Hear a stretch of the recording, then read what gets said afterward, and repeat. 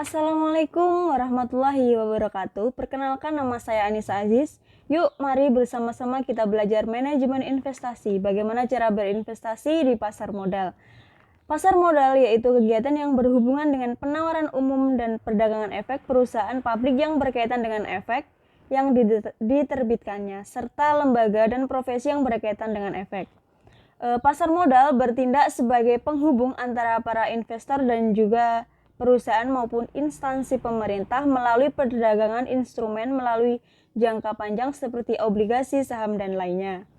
Dengan memilih berinvestasi menggunakan capital market atau pasar modal ini tidak hanya memberi peluang kepada masyarakat untuk mendapatkan keuntungan, tetapi juga berperan aktif dalam meningkatkan kondisi perekonomian dalam negeri. Selanjutnya, cara berinvestasi di pasar modal. Investasi sendiri yaitu mengelola dana agar memperoleh keuntungan jangka panjang. Pasar modal tempat bertemunya investor dan juga emiten. Investor yaitu pihak yang memiliki dana dan sedangkan emiten adalah pihak yang membutuhkan modal. Pasar modal menawarkan pendanaan jangka panjang. Instrumen yang diperdagangkan dalam pasar modal adalah saham, obligasi, dan reksadana. Sebelum memilih ingin berinvestasi dalam bentuk apa, investor perlu memahami kebutuhannya. Untuk produk investasi pasar modal yaitu ada saham. Saham merupakan surat bukti bagian kepemilikan atas suatu perusahaan. Jika kita ingin membeli saham, maka kita menjadi bagian dari suatu perusahaan tersebut. Jadi memiliki klaim atas pendapatan, aset, dan berhak hadir dalam rapat umum untuk pemegang saham. Saham adalah produk yang sangat populer. Keuntungan memiliki saham yaitu dividen, merupakan pembagian keuntungan yang diberikan perusahaan dan berasal dari keuntungan yang dihasilkan perusahaan. Untuk keuntungan saham selanjutnya yaitu ada capital gain, merupakan keuntungan yang didapat saat harga jual saham lebih tinggi daripada harga beli. Di dalam membeli saham kita juga memiliki resiko yaitu capital loss dan resiko likuidasi. Untuk capital loss merupakan kerugian akibat harga jual saham lebih rendah daripada harga beli. Serta risiko likuidasi merupakan perusahaan yang dimiliki dinyatakan bangkrut. Untuk produk investasi pasar modal selanjutnya ada obligasi, merupakan surat utang jangka menengah panjang yang dapat dipindah tangankan. Surat ini merupakan berisi perjanjian antara pihak penerbit dengan pihak pembeli obligasi untuk membayar utang pokok pada waktu yang telah ditentukan, disertai dengan pembayaran bunga secara periodik. Untuk obligasi dapat dibeli di bank, perusahaan sekuritas, dan lembaga yang ditunjuk sebagai agen penjual obligasi. Untuk minimal pembeliannya yaitu kelipatan pada umumnya, yaitu untuk obligasi pemerintah ada 10 juta, untuk obligasi retail pemerintah ada 1 juta, dan obligasi perusahaan ada 10 miliar. Nah, keunggulan dari investasi pasar modal obligasi ini yaitu nilai pokoknya tetap, nilai pinjaman yang dikembalikan kepada investor pada saat jatuh tempo, serta pendapatan bunga yang diterima ini oleh investor dari penerbit. Untuk risiko obligasi ada risiko likuiditas dan risiko default. Untuk risiko likuiditas yaitu ketidakpastian waktu yang dibutuhkan sampai obligasi dapat terjual, serta risiko default ini ketidakmampuan pihak penerbit untuk membayar bunga atau melunasi utangnya saat jatuh tempo. Untuk produk investasi yang selanjutnya ada reksadana. Reksadana ini wadah untuk menghimpun dana dari masyarakat pemodal untuk selanjutnya diinvestasikan dalam portofolio efek oleh manajer investasi. Untuk pembelian reksadana dapat melalui manajer investasi atau agen penjual reksadana atau apero. Minimal pembelian beragam, ada yang 10.000. Jenis-jenis reksadana ada reksadana pasar uang, pendapatan tetap, campuran, dan juga saham. Untuk keunggulan dari reksadana ini yaitu kenaikan nilai aktiva bersih adalah nilai yang menggambarkan total kekayaan bersih reksadana setiap harinya. Untuk resikonya yaitu penurunan nilai aktiva bersih, risiko default. Nah, investasi dalam pasar modal dapat dilakukan dengan cara investasi langsung dan investasi tidak langsung. Untuk investasi langsung, jadi tanpa melalui manajer investasi. Investasi ini mengharuskan investor untuk memiliki akun rekening di perusahaan sekuritas. Untuk investasi tidak langsung ini dapat dilakukan dengan memanfaatkan jasa manajer investasi. Nah, untuk produk yang dipilih harus disesuaikan dengan kebutuhan, diantaranya tujuan investasi, apakah kebutuhan jangka pendek, menengah, atau jangka panjang. Selanjutnya, risiko, selera risiko, atau apakah Anda menyukai risiko tinggi, sedang, atau yang aman. Untuk jumlah dana, untuk investasi yang secara rutin yang akan diinvestasikan, jadi dana investasi ini dengan dana kebutuhan hidup sehari-hari itu berbeda. Nah, selanjutnya bagaimana langkah-langkah investasi? Yang pertama, kita harus membuat rekening saham atau akun saham. Sebelum membeli saham, harus memiliki akun saham yang dibuat oleh perusahaan sekuritas atau broker saham. Kita dapat melakukannya secara online ataupun offline.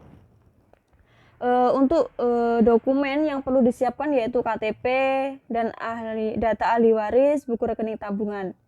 Untuk langkah selanjutnya yaitu menyetor dana ke rekening saham. Untuk setoran awal tidak perlu banyak-banyak, cukup 100.000 sudah dapat membeli saham. Jadi pilihlah saham yang akan dibeli. Perusahaan tersebut harus terdaftar di Bursa Efek Indonesia. Selanjutnya membeli saham dapat dilakukan melalui broker atau membeli sendiri. Untuk menjual saham dapat menjual ketika harga naik atau harga lebih tinggi melebihi harga beli. Untuk cara menilai saham obligasi adalah terdapat dua cara, yaitu digunakan dengan analisis fundamental dan juga analisis teknikal.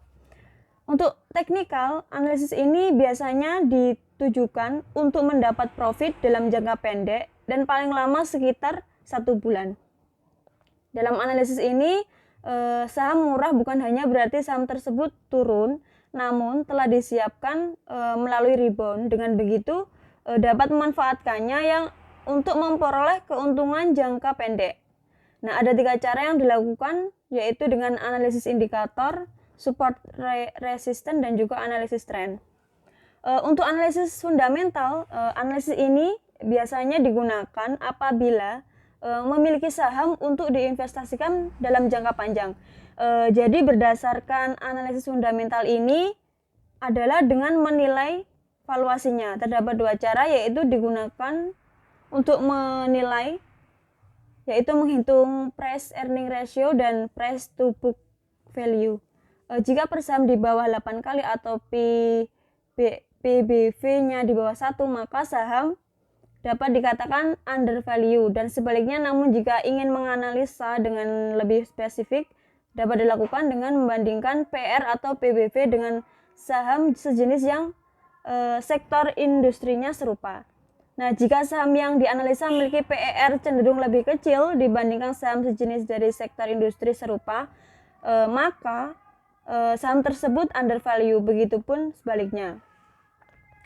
Selanjutnya obligasi.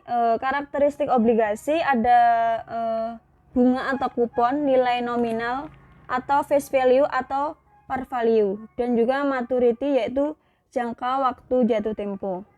Untuk perubahan suku bunga berpengaruh pada nilai obligasi. Suku bunga di pasar naik, maka nilai sekarang arus kas dari sisa umur obligasi menurun dan nilai obligasi bertambah. Pada saat suku bunga tinggi melebihi kupon rate suatu obligasi, maka nilai obligasi tersebut akan berada di bawah pokoknya atau diskon. Sedangkan apabila suku bunga rendah atau di bawah kupon rate suatu obligasi, maka nilai obligasi tersebut akan meningkat di atas nilai pokoknya. Ada interest rate, besarnya suku bunga menjadi acuan bagi pembeli efek sebagai perbandingan dasar tingkat pengembalian yang diharapkan. Ketika suku bunga pasar berubah, maka akan mempengaruhi harga efek. Jika tingkat suku bunga pasar naik sedangkan besarnya tingkat pengembalian atas efek tetap, maka return real dari investor dianggap menjadi relatif lebih kecil. Hal ini akan menyebabkan terjadi aksi jual efek bersifat utang, sehingga harga efek tersebut menjadi turun. Saham yang baik dan tidak, saham yang baik adalah saham yang harga jualnya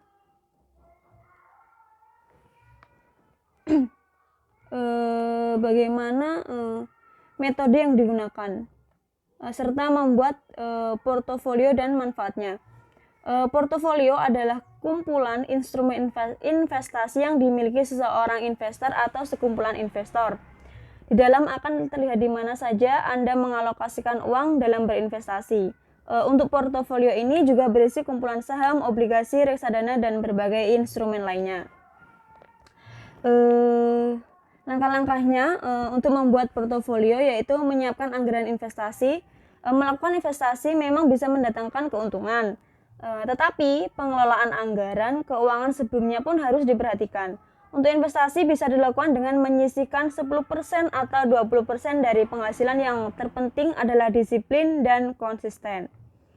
Langkah selanjutnya yaitu mengetahui aset investasi.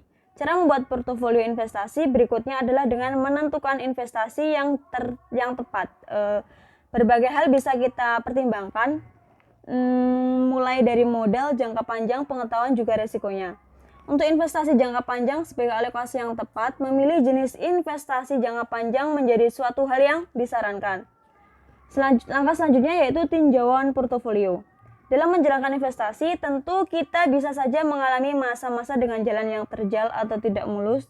Hal ini bisa ditentukan oleh banyak faktor seperti keuangan, risiko, dan lain sebagainya. Jika hal ini atau perubahan lain terjadi, maka kita harus melakukan penyesuaian pada portofolio investasi. Selanjutnya, kita harus melakukan peninjauan portofolio ini secara berkala. Langkah yang terakhir yaitu terus belajar. Untuk membuat dan membangun portofolio investasi yang baik, kita perlu mencontoh atau belajar dari pihak lain yang merupakan ahli, juga sudah berpengalaman di bidangnya. Banyak diskusi dan ajukan pertanyaan agar portofolio investasi yang diinginkan bisa terwujud. Manfaatnya yaitu kita bisa meminimalkan risiko investasi, bisa memaksimalkan potensi instrumen, dan juga memudahkan proses diversifikasi. Nah, itulah bagaimana cara berinvestasi di pasar modal. Kurang lebihnya saya mohon maaf.